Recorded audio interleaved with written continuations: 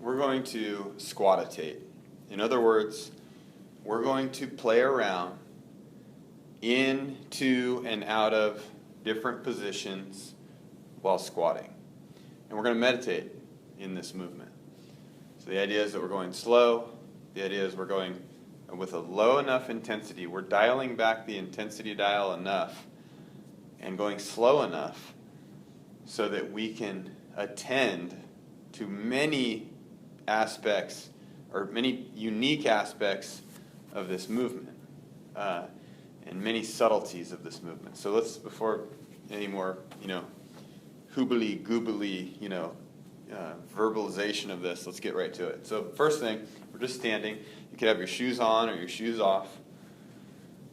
I'm going to go with my shoes off today.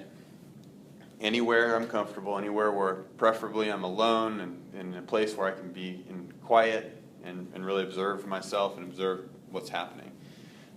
So I'm standing up. I'm going to, first thing, we'll call this a test situation. So it's not a test, it's something you need to be anxious about, but we're going to test the way we feel in a basic squat position in the beginning, and then we'll do a similar test at the end and just see if there's any differences, see if we notice any change. Okay, so with this squat, the only parameter we're going to put on it is our feet are flat on the ground, and we're going to squat into a position that's comfortable and see how deeply you can go into a squat where it's still comfortable. And so as soon as you start to feel any semblance of this is challenging or tension-filled or it hurts or pain or any kind of discomfort, you went too far.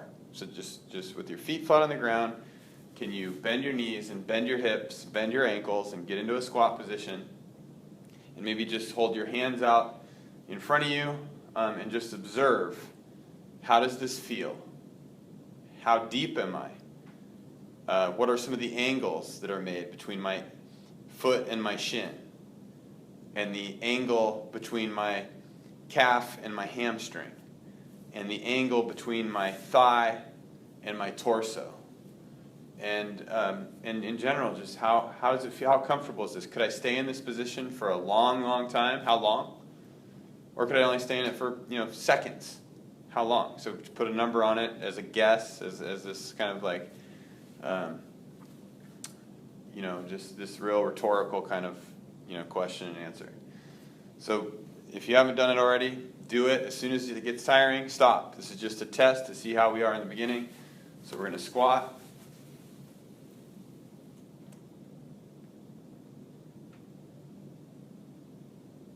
Notice some things about it, and then stand back up and relax. Okay, so now we're going to actually get to the bones of this. Let's squatitate. So the only parameter we're going to put on this squatitation game today is that our feet are flat on the ground. And what I'm going to do is I'm going to start this by putting both hands flat on the ground. So with both feet on the ground, let's go ahead and place both hands in front of us somewhere flat on the ground.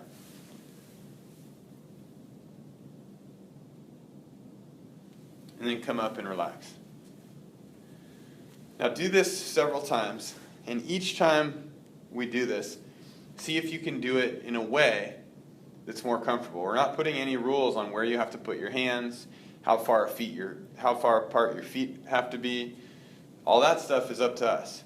So each time we do this, see if we can each time discover a new way of doing this, a new way of handling this, putting your hands on the ground in a way that becomes more comfortable each time.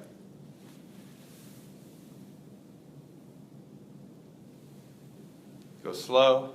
Notice maybe some aspect of the skeleton, maybe some aspect of the pelvis, maybe some aspect of one ankle or the other, or both ankles, how they feel, how they sense, how we can sense them.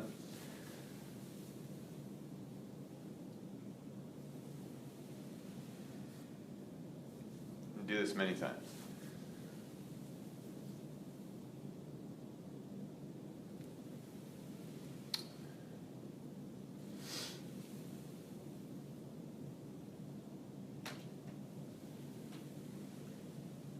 If we were outside ourselves, looking at ourselves, what would we look like? In our mind's eye, what kind of picture would we see here? Continue.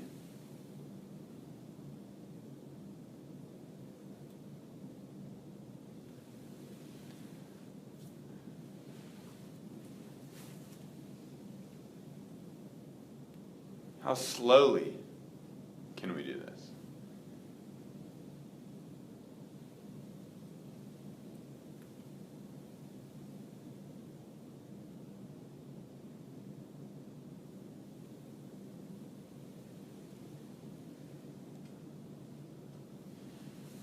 Okay, relax.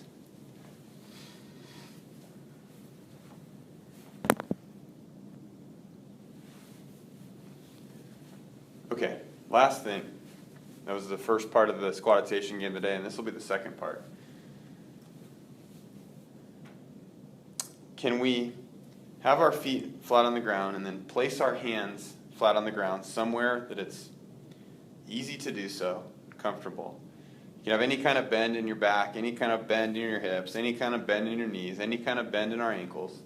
The point is to get our hands on the ground in the easiest way possible. So our hips could be up in the air or down or wherever. After we place both hands on the ground, can we play the game of seeing if we can simultaneously, in a reduced effort manner, bring the opposite hand and the opposite foot off the ground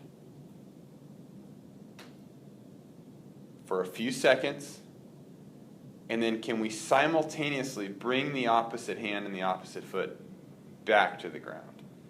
So we're going to go from 4 points of pressure, both hands, both feet, to 2. So for example, I'm going to put both hands flat on the ground, and then I'm going to see if simultaneously I can leave the right hand and the left foot on the ground and bring the left hand and the right foot off. And then can I slowly put them back down at the exact same time? And then come to standing and relax. Let's do this many times, but each time let's come back to standing and relax in between. So we're going to alternate. So now I might go down with my hands and feet flat on the ground, and I might bring my right hand and left foot away from the ground. And then see if simultaneously we can bring them back to the ground. Just go back and forth and try this many times.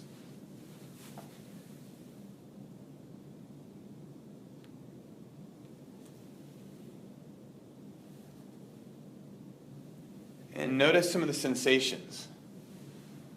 What are some of the sensations in the heel area of the foot that we leave on the ground as we do this?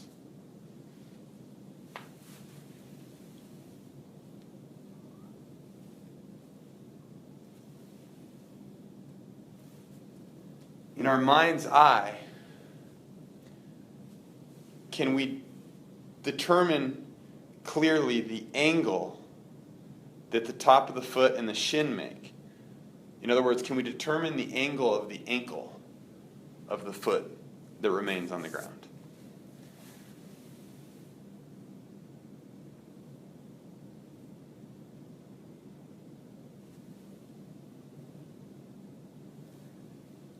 Can we sense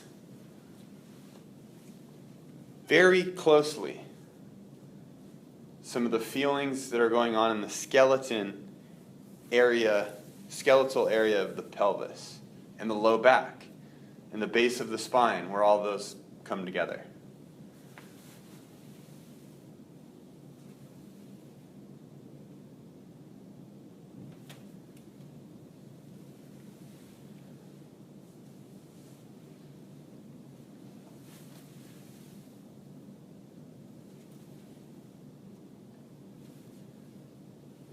Remember, each time we do this, we can put our hands down on the ground in any spot we want.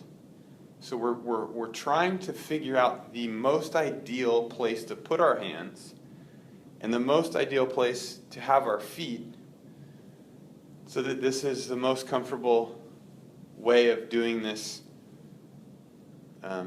this game, this movement game that's possible.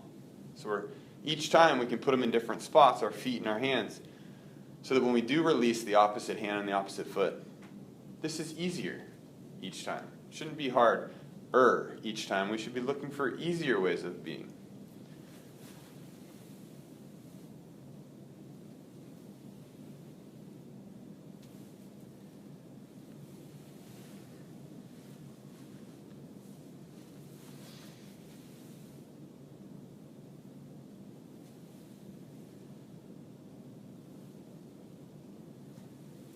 The configurations that we can put our body into to make this movement happen are limitless. And it's when we give our nervous system a really pleasurable way of doing this that's going to make a huge difference. That's going to be information that the nervous system uses to inform our movement toolbox. That we have lots of options. We have lots of options of doing lots of different movements in ways that are pleasing, in ways that are pleasurable, in ways that feel good, in ways that are more free of tension, in ways that are easier to be versus hard. And all this good positive feedback and information that we give to the nervous system by paying attention to movements like this can be really useful in day-to-day, moment-to-moment, moving and just interactions. So do this a few more times. Remember the game. Opposite hand, opposite foot, off the ground. See if we can do it simultaneously. And can we put them back down on the ground simultaneously? Now, the last couple times we do this, can you go almost imperceptibly slow? Can you go snail's pace as you leave the opposite foot and the opposite hand off the ground? And can we go so slow when we bring the opposite hand and opposite foot back to the ground? So slow. Tai Chi speed.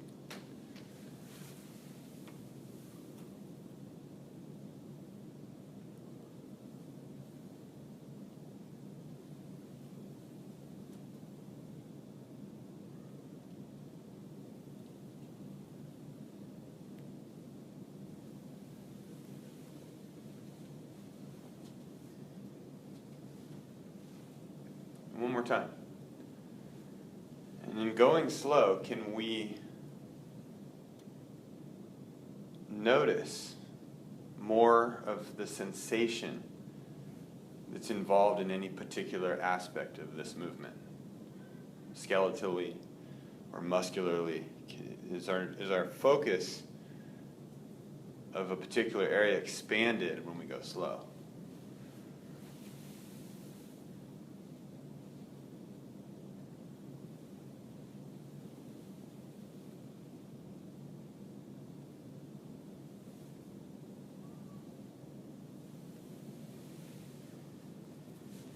Okay, relax completely, and then we're going to finish this all up by doing one more test. We're going to do the original test. We're just going to squat without our hands touching the ground, so our feet stay flat on the ground, and we're going to squat down into a position that we think is comfortable and just do some comparisons. How does it feel to go down into a squat position compared to the first time we tested at the beginning of all this jazz? Is it different? Are we deeper? Does it feel better? Can we stay there longer? Is there more stretch in our muscles? More looseness? Just what is it like?